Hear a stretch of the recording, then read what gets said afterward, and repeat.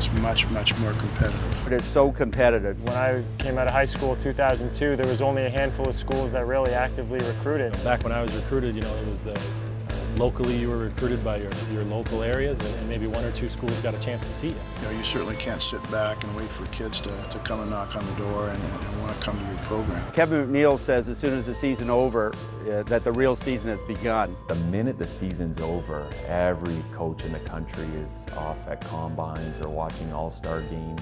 Right now, the identification process is starting now when they're in grade 10, when they're in grade 11. We have actively almost 800 athletes in our database that we're currently recruiting for our 2013 and 2014 year. Right now we have a database and we already have kids penciled in for 2016.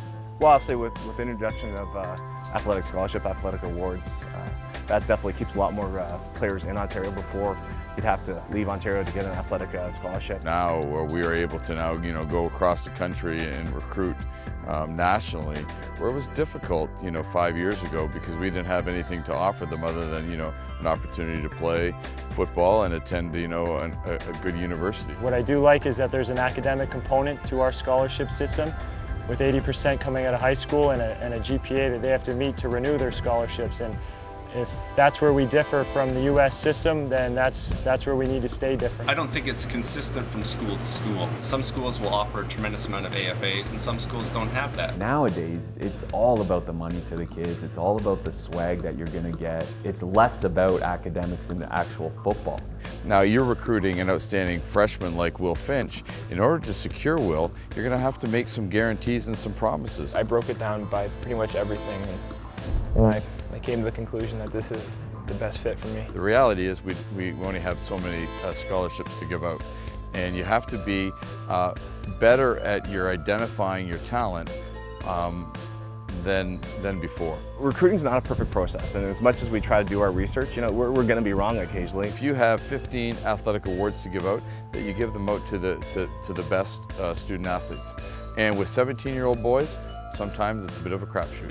Recruiting is about personal relationships, and there's only one way to start a relationship, and that's face-to-face. You go to these nightly games and you'll find 3, 4, 5 other schools waiting to talk to some 17-year-old for 5 minutes in the cold. But it is still quite weird. There are some games where it's -5 and all the recruiters are standing there, all from different schools. We're all looking at the same kids, and then it becomes a free-for-all after the game. At one school, they surrounded me with all their coaches. I think their whole coaching staff was there.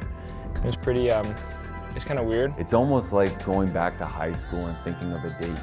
Do you play a little bit hard to get? Are you really aggressive with the recruit? Sometimes we're standing there and they don't know us. We barely know them, and it is awkward. I don't know if it's awkward, I think, because everyone's doing it. And it needs to be done, and if you want to call it the quote-unquote Americanization of our game, then that's fine. But, the personal relationships are what sells the kids. I don't need to be at all these games and all these fields anymore. With Game Tape Exchange and all these other programs, films are getting just uploaded right to our phones and right to our computers. There's some coaches in their 60s who never even thought of having Facebook or having Twitter are now being forced to get it because to keep up with the times of these recruits.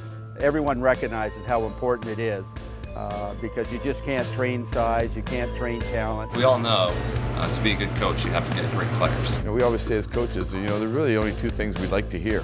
Yes, I'm coming, or no, I'm not. And then we move on.